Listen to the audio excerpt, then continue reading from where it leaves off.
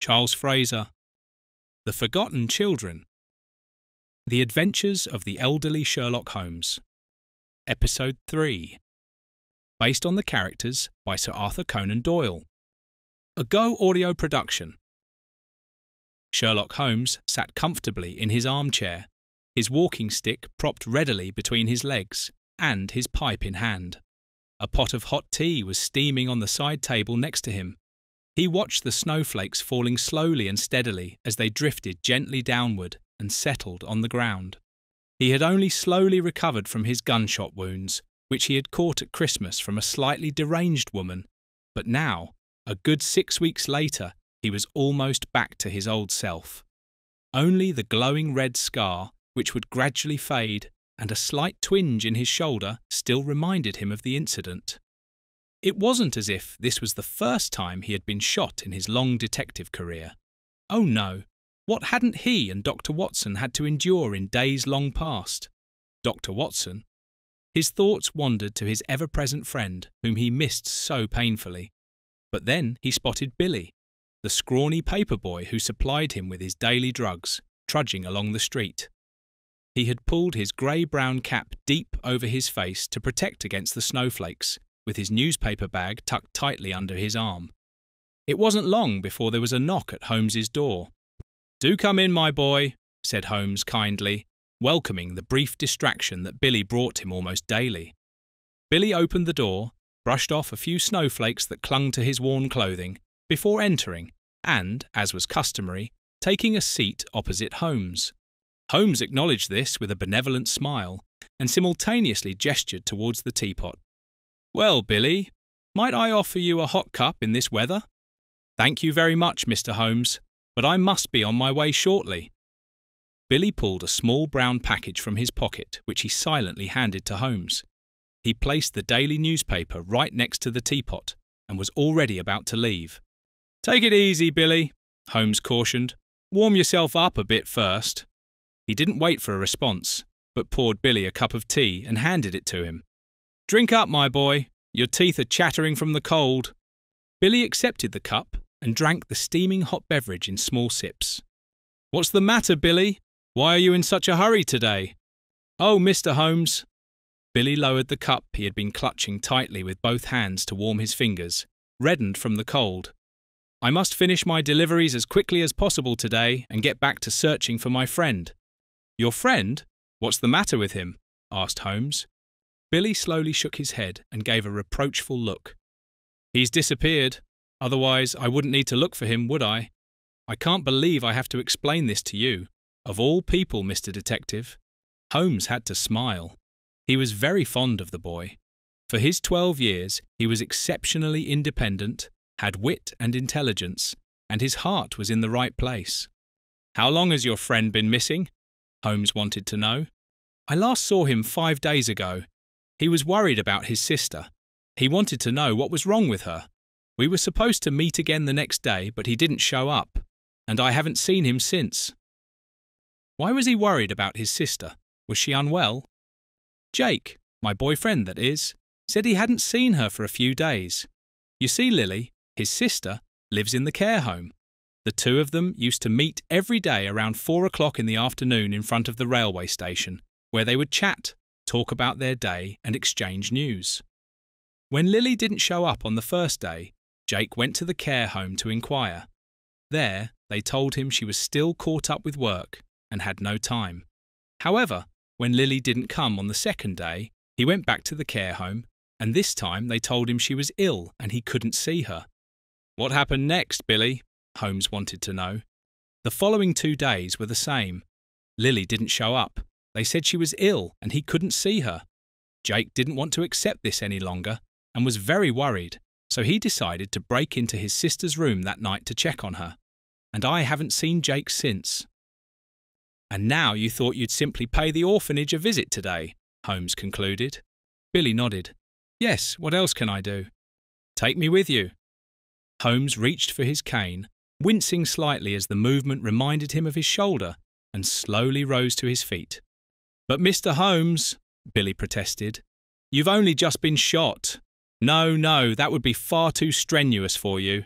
I can manage perfectly well on my own." Convinced, Billy straightened his back and puffed out his chest. "All credit to your eagerness, my dear boy, but I haven't been out in the fresh air for quite some time. Come on, fetch me my coat and my hat, and then run along and get us a carriage." Billy stood motionless, staring at Holmes. "Come on, get moving, my boy," Holmes urged Billy once again, before muttering to himself. "Young people these days, everything needs to be said twice. That would never have happened in my day." Holmes carefully slipped his arm into the sleeve of his coat to avoid straining his injured shoulder. Then he put on his hat, swung his cane, and set off. However, he didn't get far. "Are you out of your mind, Mr. Holmes? You surely can't be serious about going out in this weather. I implore you," Alice exclaimed, already positioned in the doorway whilst holding Billy by his coat collar. "Yes, that's exactly what I intend to do." Sherlock Holmes grabbed Billy's arm and pulled him along. A scolding Alice remained behind. "Good day. My name is Sherlock Holmes. Are you the person in charge of this home?" Sherlock Holmes stood together with Billy in a dilapidated chamber. Behind a worn-out desk sat an overweight middle-aged woman. Her clothes were functional, nothing more. Her hair hung in greasy strands around her face, and her thin mouth twisted contemptuously as she replied, "Yes, I am. Why do you want to know?" "It concerns a girl from your establishment. Her name is Lilly Sanders. Could I speak with her, Miss Walsh?" She visibly flinched when she heard the name Lilly Sanders. Of course, this did not escape Holmes's notice. "Little Miss Sanders isn't here. Good day to you, sir." With that, she turned back to her small book, eagerly flicking through its pages. But Holmes wasn't so easily shaken off. "Tell me, my dear lady, when might Lilly Sanders be back?" "I cannot give you any information about that. Why do you want to know anyway? What do you wish to discuss with the little one?" "It's a family matter," said Holmes. "The little one has no family," Miss Walsh snapped back. "Both parents have been dead for ages." "But her brother Jake visited you 5 days ago and wanted to see his sister. Did you speak to him?" "Listen here, mister. The little one is dead and her brother ran away afterwards.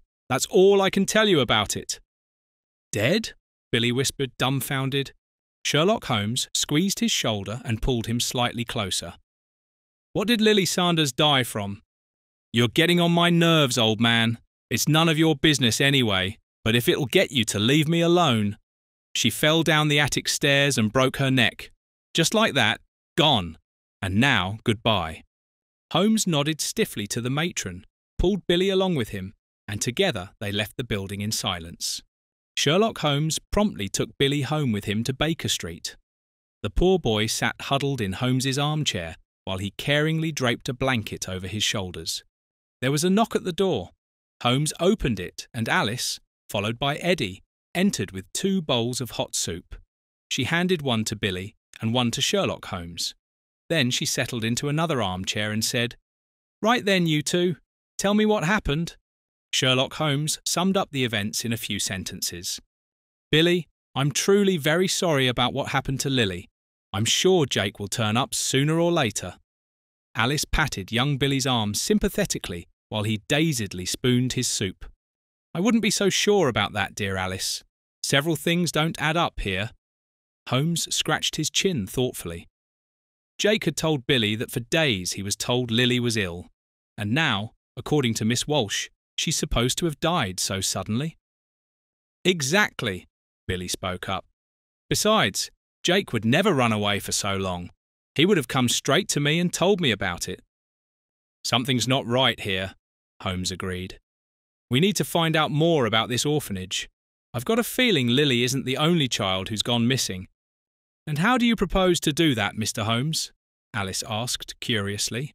Sherlock Holmes looked at Alice and Eddy with sparkling eyes. "And this is precisely where you two come in." Little Emma Thompson sat huddled on the cold, damp cellar floor. Her tears had already dried on her rosy cheeks.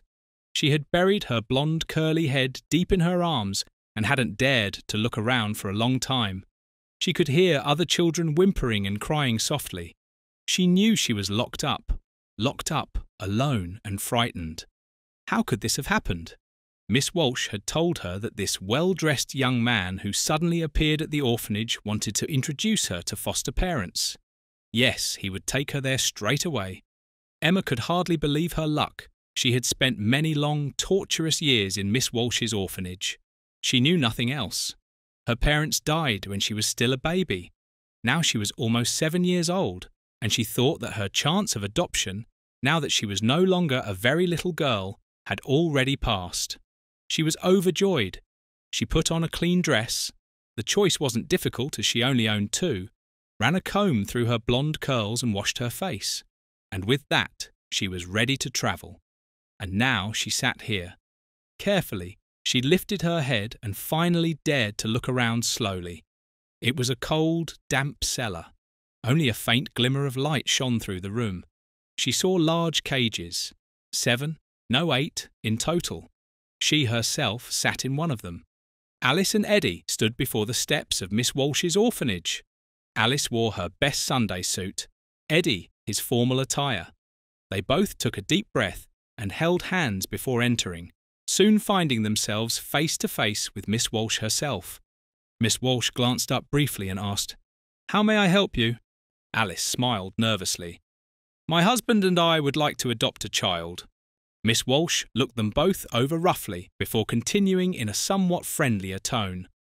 "Would you prefer a boy or a girl, and what age?" Alice smiled again. "You know, we're not quite certain about that yet. My husband would prefer a boy. I'd rather have a girl. We've come to the conclusion that we might want to take in 2 children. And regarding the age, I can't answer that yet either. After all, we need to like each other and get along well." Miss Walsh raised her overgrown eyebrows. "I see. If you take 2 children straight away, I can even offer you a small discount." Alice replied contemptuously, "I understand, but we'll discuss the financial matters once we've decided which children will be coming with us. Is that agreeable to you?" Miss Walsh raised her pudgy hands. "As you wish. We have set up a small room next door for getting acquainted." The matron rose laboriously from her armchair and gestured towards the nearest door. "If you'd like to take a seat, I'll send the children in to you in small groups." Alice and Eddy entered the sparsely furnished room. 2 wooden chairs and a small round table with a flower vase, from which protruded a dried-up something from long-forgotten summer days. Nervously, they held hands and waited patiently until the first group of children entered. They all made a pitiful sight. Emaciated, unkempt, and in shabby clothing, 3 girls and 2 boys stood before them. The smallest one was perhaps barely 2 years old. Alice squeezed Eddy's hand more tightly. She would have loved nothing more than to pack up all 5 of them and dash off straight away. Miss Walsh stood in the background and cleared her throat. Then the first and oldest boy began, "My name is Patrick. I am 11 years old." Then the second boy, "I'm Philip and I'm 9 years old." A cheeky girl was up next. "I'm Marie and I'm 9 years old too." Then the next one spoke. "My name is Carol, I'm 6 years old, and this here—" She pointed to the 2-year-old beside her. "This is Amy." Alice was lost for words. Then Eddy spoke up. "Patrick and Marie, would you both mind staying and continuing to chat with us? Thank you to you, other 3. One could see how difficult it was for Eddy to send the other 3 children away. "Shall I send in the next group?" asked Miss Walsh impatiently. "No, not yet. We would like to have a chat with Patrick and Marie." Alice had composed herself, but was still holding on to her husband's hand. Miss Walsh shrugged indifferently.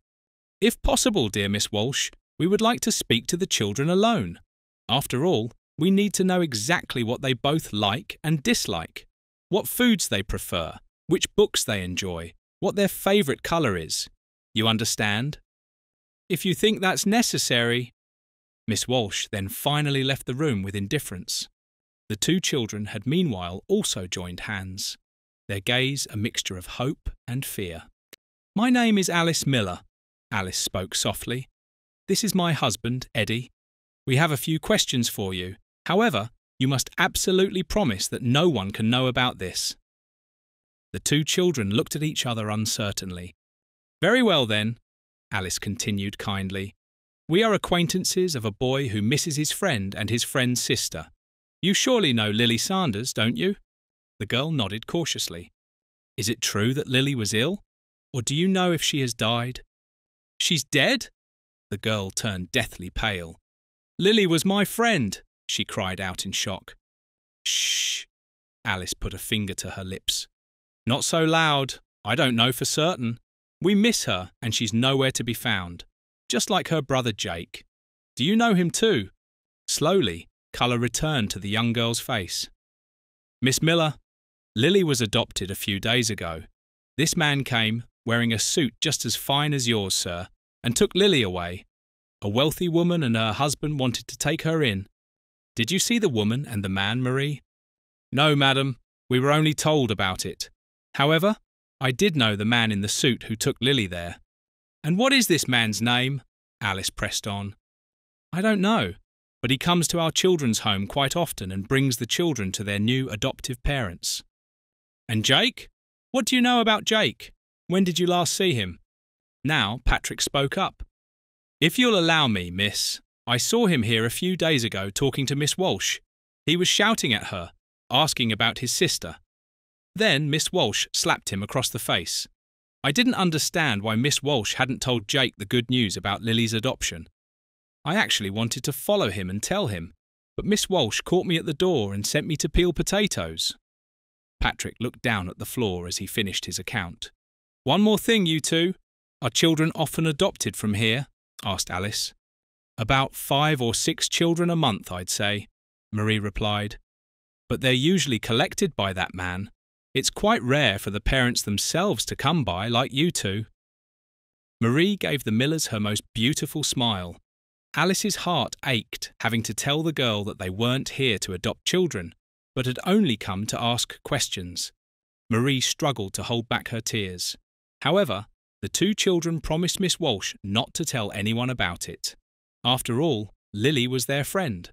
Emma was suddenly jolted from her half-sleep. The heavy cellar door slammed shut while the man in the suit, who had collected her from the home, and an unknown woman stopped in front of her cell. "This here is our new arrival," the man in the suit pointed at Emma. "And who is this curly head meant for?" The woman wrinkled her nose whilst giving Lily a rough once-over. "Some rich old geezer who wants to have his fun with Goldilocks here. His missus died, and our little curly head apparently looks just like his granddaughter. Oh yes, that old lecher will teach you a thing or two." The man in the suit gave Emma a filthy smile. Then the man and woman continued on. They stopped 2 cages later. "And for these 2, their luxury holiday ends here tonight." Emma heard a girl softly sobbing and pleading. But wait! She knew that voice. That was Lily. Emma suddenly felt terribly anxious. She desperately wanted to call out Lily's name, to tell her that she was here too. Instead, she remained completely quiet. She didn't dare make a sound. Hopefully, the man and woman would leave soon. "I have a bad feeling about this." Sherlock Holmes paced anxiously around the room with his walking stick. Alice and Eddy had reported back to Holmes immediately upon their return. Now they sat helplessly next to each other with Billy, their hopeful gazes fixed on Sherlock Holmes. "Adopted! The whole thing stinks to high heaven!" Holmes raged. Finally, he settled down and took a seat opposite the 3. "I fear there are terrible things happening here on a grand scale. My greatest concern right now is for the 2 children you have information about." "Patrick and Marie," Alice completed. "Patrick and Marie," Holmes repeated.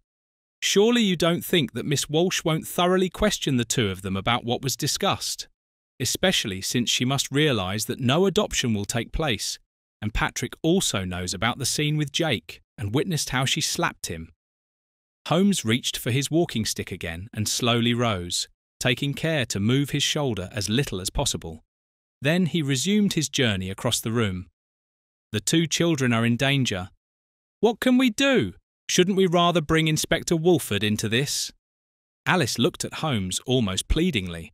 He didn't slow his pace in the slightest whilst thinking. "No, we have no evidence. Nothing but speculation. Inspector Wolford cannot protect the children." "But we must do something!" My dear Alice, that we shall. We will use this circumstance to our advantage. We'd best not waste any time. Mr. Holmes, what are you planning? Eddy, I'm glad you asked. You'll be accompanying me. That is, if I can count on your help. Without question, Mr. Holmes. Eddy had already jumped up and moved to Holmes's side. We shall keep the orphanage under surveillance and not let those two children leave unnoticed. Lilly, is it really you? After what felt like half an hour since the man in the suit and the woman had left the cellar, Emma finally dared to ask. A barely audible, "Yes, I'm Lilly. Emma, is that you?" could now be heard. Lilly, I thought you had been adopted. Emma began to sob quietly. I thought that at first too. Jake, my brother, is here with me as well. Hello, Emma, Jake announced. Do you know where we are? What are they planning to do with us? Emma couldn't help but cry. Now Lilly started crying again too. Lilly, do calm down. Jake bravely tried to comfort his little sister. We've still got a few hours left. Don't give up hope. Perhaps rescue will come after all, or we'll think of something. What do you mean a few hours? What's going to happen to us? Emma shrieked. Jake tried not to sound as frightened as he actually was. The woman said we're meant for a rich doctor. He wants to operate on us and transplant our organs into each other. What are organs, Jake? Emma had never heard that word in her life.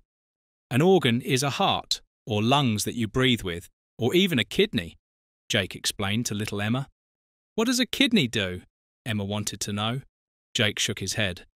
I don't know, Emma. The woman just said we'll probably become famous if we survive. I don't want to die, Jake. Lilly could not be calmed down. Emma began to tremble.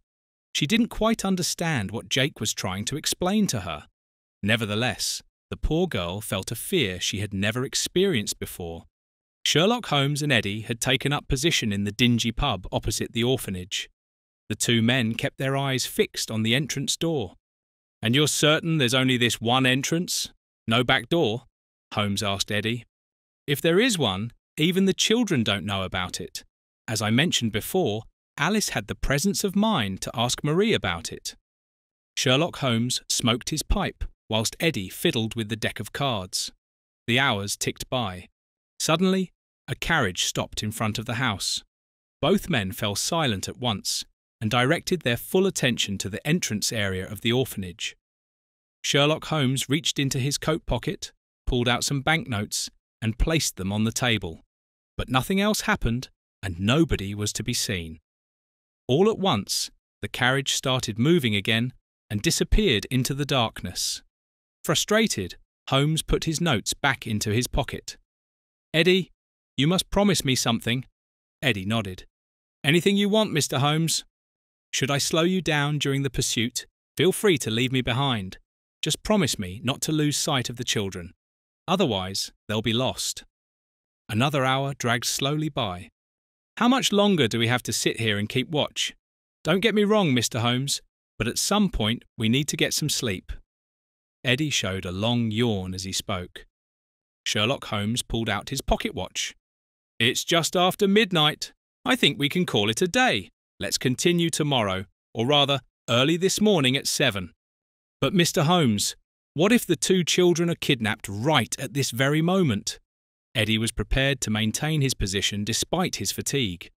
I hardly think so, or rather, let me say, I am quite certain that will not happen. Sherlock Holmes was already about to leave his post. How on earth can you be so certain about that?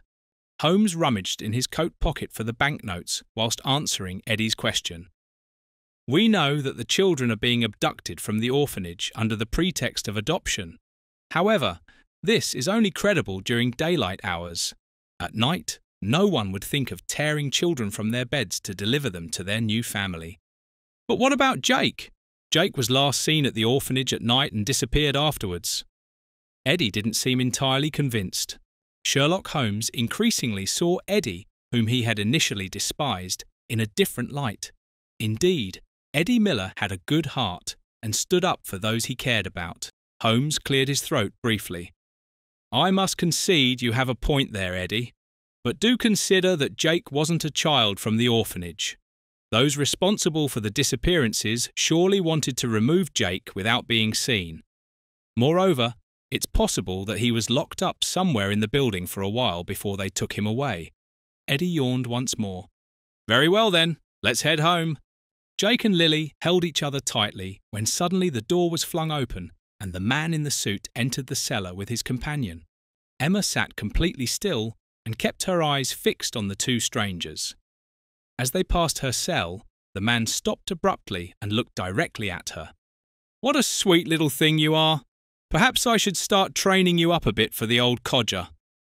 A smug smile appeared on his face. The woman jabbed him roughly in the side.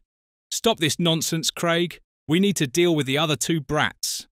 All right, I'm coming. The man in the suit followed the woman and handed her the key to the cell. The two children clung tightly to each other. Lilly whimpered. Oh, please don't. Please, leave us alone. Jake shouted. Don't touch us. But it was all in vain. Without mercy, the two adults tore the children apart, gagged and bound them, and pulled sacks over their heads. Lilly suddenly went completely still. Perhaps she had lost consciousness. But Jake kicked and fought like mad. He didn't stand a chance. Emma had pressed herself into the furthest corner of her tiny cell and firmly tucked her head between her knees. She didn't want to hear Lilly and Jake. She didn't want to see them. She didn't want to say goodbye. She began humming a melody. This melody was the only thing she could remember about her mother. She tried to picture her, as she had done so many times before. The next morning, at precisely 7 o'clock, Sherlock Holmes and Eddy Miller returned to the dingy pub that had been chosen as their observation post. Here we go again, said Holmes while stirring his cup of tea. Eddy stared intently at the entrance of the orphanage once again, not even noticing who suddenly sat down at their table. Good morning, Alice. What brings you to us? Holmes greeted his landlady. Good morning to you too, Mr. Holmes. Eddy, darling? Eddy was visibly quite surprised. But Alice, what are you doing here? This is hardly a place for a respectable lady. Oh, but it's suitable for an honourable man, is it? Why are you getting so worked up? I merely wanted to keep you company. This isn't some cosy tea party. We're in the middle of demanding detective work, Eddy explained. Sherlock Holmes nearly choked on his tea. Well, that's one way of looking at it. In any case, I'm delighted, my dear. So, has anything happened yet? Perhaps I could help? Asked Alice. You can order yourself a cup of tea and observe along with us. Lilly sat bound and gagged on a hard, cold surface. She still had the sack over her head. She had to force herself to breathe calmly and steadily. It was difficult. The gag was so tight, and combined with the sack, she felt she couldn't get enough air. The restraints were cutting into her wrists. She was cold, hungry, and thirsty. But above all else, she had one thing. She was terrified for her life. She knew that Jake was sitting right next to her on the ground. She could sense him. His breathing was at least as rapid as hers. Suddenly, someone lifted her up. And finally, yes, finally, this stupid bag was removed and she could see again. But where was she? She saw two metal cots in a room that contained nothing else. Jake was now standing beside her. He could see again too. The siblings turned to face each other, and sheer panic was reflected in their faces. Finally, the cutting restraints were removed, and their hands were freed. Lilly immediately rubbed the painful spots. But what would happen now? Rough hands tore the clothes from her body. She couldn't defend herself. She had been taken far too much by surprise. The same happened to Jake. He fought back with all his might, but it was no use. The two children now stood there naked and shivering. Then they were grabbed again, each one onto one of the metal cots. Lilly tried to scream, but the gag prevented her. She was stretched out. Her arms and legs were quickly fastened to the cold cot. She pulled and tugged. In vain. Lilly saw how an older man in a white coat, followed by two younger men, entered the room. Perhaps this was their rescue. Lilly tried to draw attention to herself, but the three men didn't even notice her. Lilly could make out some fragments of words that the men spoke amongst themselves. Dr. Clark, crucial breakthrough, kidney, extraction, siblings, higher success rate if research subject survives. Lilly stared straight ahead at the bright light above her. The older man leaned over her. Lilly saw that he was holding a syringe. Searching for help, she turned her head and looked at her brother, who lay on the stretcher beside her. The siblings gazed deeply into each other's eyes, each feeling the other's pain and fear. Then Lilly felt a brief sting in her arm. It burned briefly. Soon after, she felt pleasantly warm and relaxed slightly. She saw her brother's face. Then everything went dark. Dark forever. Sherlock Holmes, Eddy and Alice Miller remained at their observation post. Apart from an elderly lady with a food basket tucked under her arm who paid a brief visit to the orphanage, and two older girls who were running an errand, no one entered or left the house. Alice was about to stand up and stretch her legs when suddenly a darkened carriage pulled up and came to a halt directly in front of the entrance. A man in a suit stepped out. Sherlock Holmes, Eddy and Alice gazed intently at the unknown man. "Eddy, get us a carriage as quickly as possible. Have it stop right here in front of the building, and make sure no one sees you." "Of course, Mr. Holmes. Consider it done." And with that, Eddy was gone. Alice moved closer to Sherlock Holmes. Her excitement was palpable. Neither of them took their eyes off the darkened carriage and the house entrance for a single second. They did not have to wait long. The entrance door of the orphanage opened wide, and out came the man in the suit, followed by two children, each carrying a small sack in their hands, presumably filled with their few belongings. "That's Marie and Patrick!" Alice cried in horror. "Where on earth is Eddy with the carriage?" Holmes fidgeted nervously with his coat pocket and placed 2 banknotes on the table. "Alice, get ready. We mustn't lose sight of them under any circumstances." The man in the suit boarded the carriage with both children. At that moment, another carriage pulled up and stopped directly in front of the entrance to the dingy pub.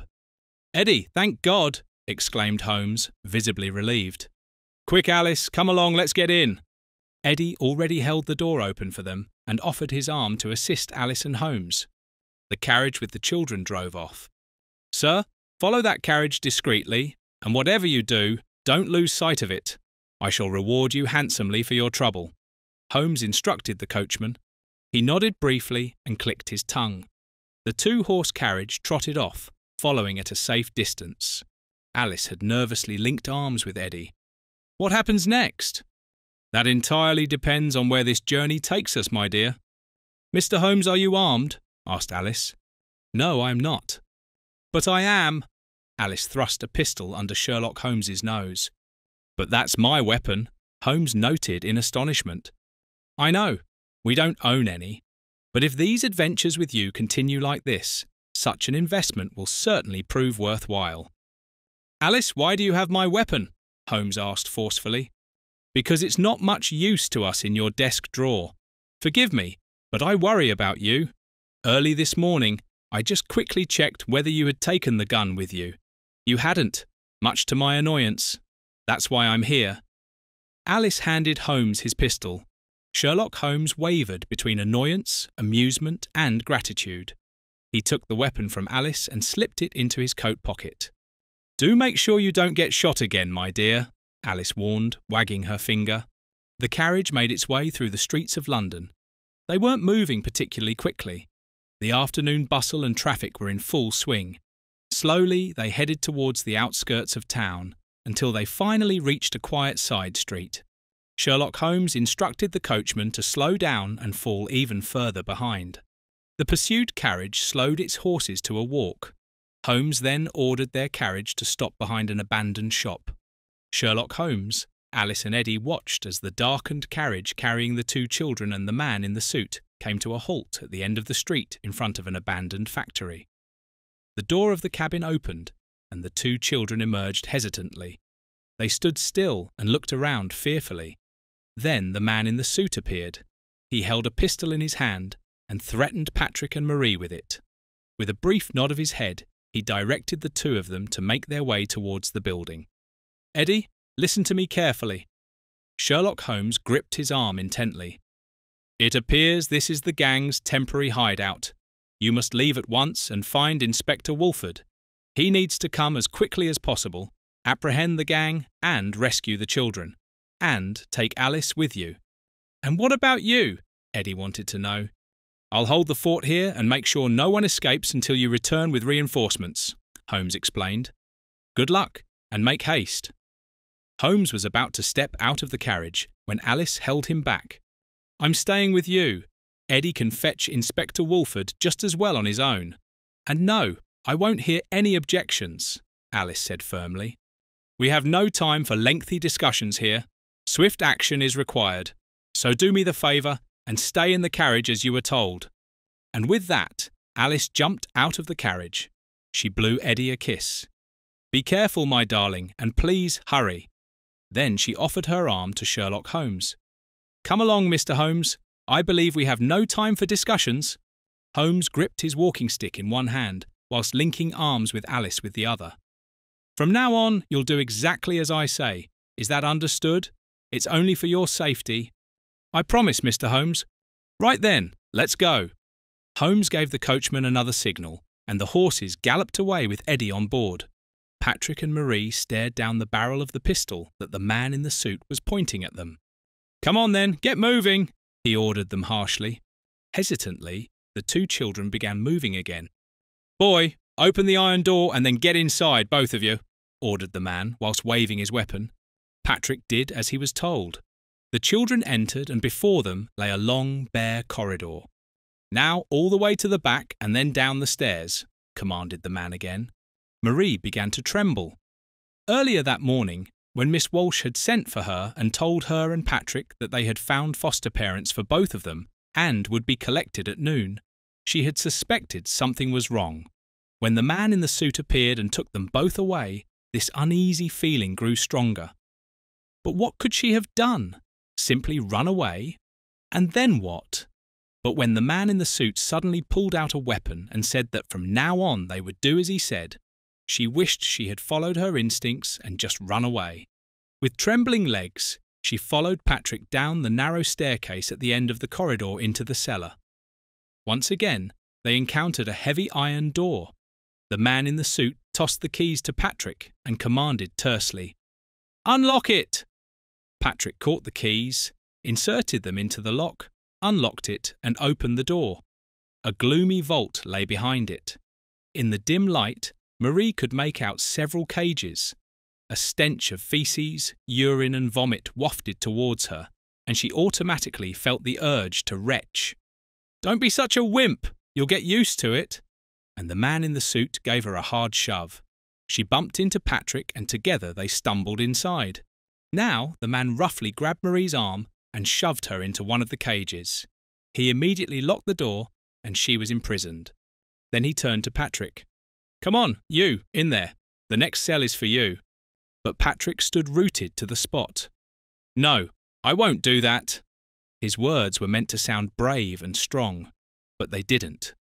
The man laughed loudly. "Oh yes, you will." He walked the few steps towards Patrick and grabbed him by the arm too. Adrenaline surged through Patrick's body as he quickly pulled his knife from his pocket and stabbed the man in the side. Completely taken by surprise, the man briefly collapsed. A shot discharged from the pistol. Sherlock Holmes and Alice flinched and froze. "Come on, Alice!"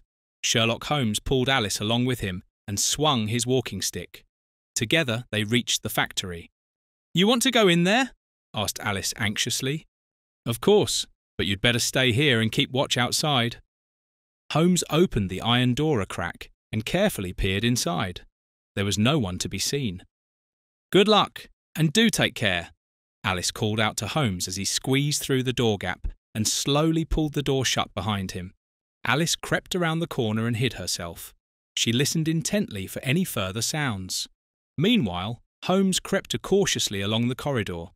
At the far end, he could make out a narrow staircase that must lead to the cellar. His instinct told him he was on the right track. Slowly and quietly, he moved downwards. His shoulder was hurting, but he paid it no attention. Suddenly he heard screams. "You stupid boy, you'll pay for this!" The agitated voice clearly belonged to the man in the suit. What on earth had Patrick done? Sherlock Holmes slowly pushed through the iron door into the cellar vault. The stench that hit him took his breath away. He ducked to the left behind a large crate. From his hiding place, he surveyed the surroundings. He could hardly believe his eyes. "Stop right there, or I'll shoot you in the leg," the man bellowed, and Patrick, who was about to run towards the saving exit, froze. Slowly, the man approached Patrick. Patrick was only a stone's throw from Holmes. "Well then, my little lad, you think you can take me on with your pocket knife? Hand it over. Give me your knife." The man held out his hand and demanded the knife. Hesitantly, Patrick handed it to him. Meanwhile, Holmes crept slowly around the crate until he was almost level with the man. "I'll show you what it feels like to be stabbed in the stomach." The man in the suit advanced on the boy, holding the knife in one hand and the pistol in the other. Quickly, Holmes drew his pistol, thanks to Alice, swung his walking stick and jumped out from behind the crate. He pressed the barrel directly into the man's back. "Don't move! Drop your weapons!" Holmes spoke calmly but firmly. Completely taken by surprise, he obeyed. The pistol and knife fell to the ground. "Quick, lad! Pick up the weapons and come over to me." The confused boy did as he was told. "And now the keys for the cages.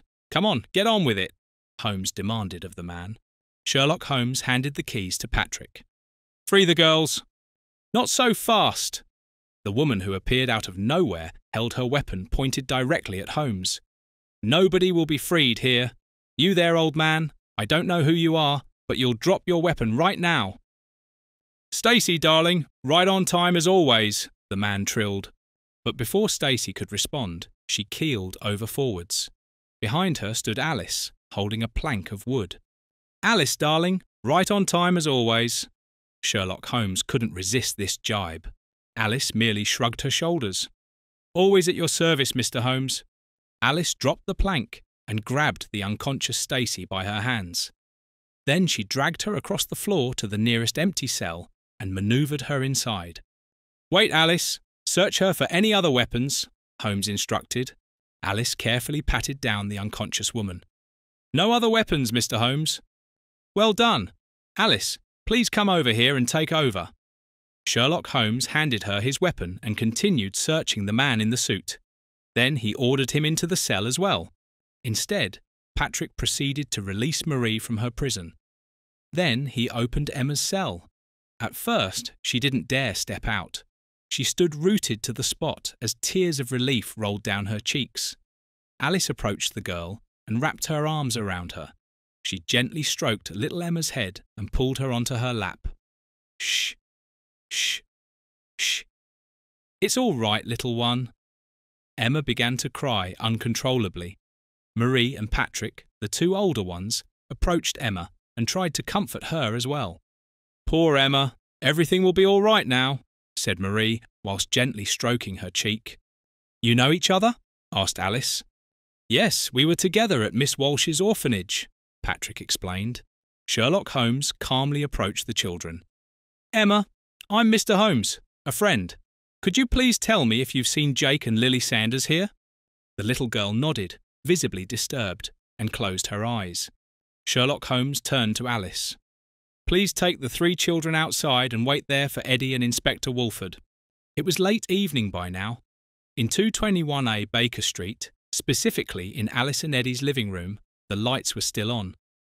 Little Emma had snuggled up close to Alice and had already fallen asleep. Patrick and Marie were visibly fighting their overwhelming drowsiness. "I'll quickly put the children to bed. Come along, my dears." Alice carefully carried little Emma in her arms, while Patrick and Marie followed her to the bedroom. Eddy lovingly watched his wife and the three children leave. Sherlock Holmes cleared his throat softly. "I think it's absolutely fantastic of you both to have so naturally offered Emma, Patrick and Marie a new home." Eddy looked somewhat embarrassedly at the floor. "Well, Alice and we've always wanted children. I would call it destiny." The two men reached for their glasses and silently toasted each other. A few minutes later, Alice returned to the living room. She took an empty glass and poured herself a proper measure of whiskey. "I could do with this today." She downed the glass in one go. Then she sighed and dropped onto the empty spot next to her husband on the sofa. It's absolutely mad when I think about everything these children had to go through, and above all, what we were able to save them from, thank God. But now, do tell us at last, Mr. Holmes, is there any news about the whereabouts of Jake and his sister Lilly? Eddy looked intently into Holmes's eyes. In them, he could see all his sadness and despair. There is news, unfortunately. Sherlock Holmes sighed deeply. Jake and Lilly were sold to a professor of medicine. Alice stared at Holmes uncomprehendingly. What do you mean, sold to a professor of medicine? I don't quite understand. Does that mean they're all right? No, Alice, they are not, Holmes replied with a heavy heart. Jake and Lilly were victims for research purposes. They each had a kidney removed and transplanted into the other. The doctor believed siblings would have a greater chance of success. Neither survived the procedure. Alice covered her face with her hands. But something like that shouldn't even exist. How can this be possible? Unfortunately, it's true. 34 children have already been sold to this professor by our criminal couple. Not all of them came from Miss Walsh's orphanage. These two monsters also kidnapped and sold street children. Other children were traded to paedophiles, and much more besides. They always kidnapped children whom nobody would miss. Just random, arbitrarily chosen street children or children from the orphanage. Miss Walsh had the right child ready for almost any purpose. Believe me, Alice, you don't want to know everything these two have confessed to me. How did you actually get these criminals to talk? Eddy wanted to know. After so many years in the business, one sometimes resorts to methods that aren't quite legitimate, especially when dealing with such scum. What's going to happen to Miss Walsh? Did she know about it? Alice could hardly believe it. Of course she knew, Holmes replied angrily. She profited handsomely from it. But now it's over. Inspector Wolford should be speaking with her right now. She'll get her punishment, even though there can never be justice for something like this. The orphanage will likely be taken over by someone else or shut down. I can't say which. The only important thing is that the children are well looked after in future. And the doctor who did that to Lilly and Jake? The doctor, as well as the paedophile ring and several others, will be receiving a visit from Inspector Wolford in the coming days. Oh my God! Alice burst out. We've forgotten Billy. He doesn't know anything about this yet. I'll speak to him tomorrow. I owe him that much. In the early morning, there was a knock at Holmes's door. He was already prepared, opened it, and greeted Billy. What's wrong, Mr. Holmes? Have you found Jake and his sister Lilly? Hope spread across the boy's eyes, but as he gazed longer at Holmes's face, it died away. Tell me. I must know. Come, sit down, my boy. Holmes gently pressed Billy into the armchair. We found the man in the suit. He and his partner have kidnapped and sold many children, including Jake and Lilly. And do you know who bought them? We will get Jake and Lilly back, won't we? The boy asked quietly. I'm afraid not, Billy. Billy, they're both dead. The boy couldn't believe it. Dead? But how? What happened to them? You don't need to know that. Trust me, it's better for you. What matters is that Jake and Lilly have made it through and are now reunited with their parents. The boy buried his head in Holmes's chest and wept uncontrollably. What sort of times are we living in? How can something like this happen? He sobbed. Holmes stroked his tousled hair. There will always be good and evil people. Things will always happen that we cannot even imagine or want to imagine. This was true in the past, it is true today, and it will still be true in the new millennium and far beyond. What matters is that we fight against evil and injustice. Everyone can do this in their own surroundings, in their small circle, within their power. And what's important, my boy, is that you carry your loved ones, Jake and Lilly, in your heart, remember them, and thus keep them alive. A single tear rolled down Holmes's cheek, fell into the crying child's hair, and vanished. You were listening to Charles Fraser, The Forgotten Children, The Adventures of the Elderly Sherlock Holmes, Episode 3, based on the characters by Sir Arthur Conan Doyle. A Go audio production.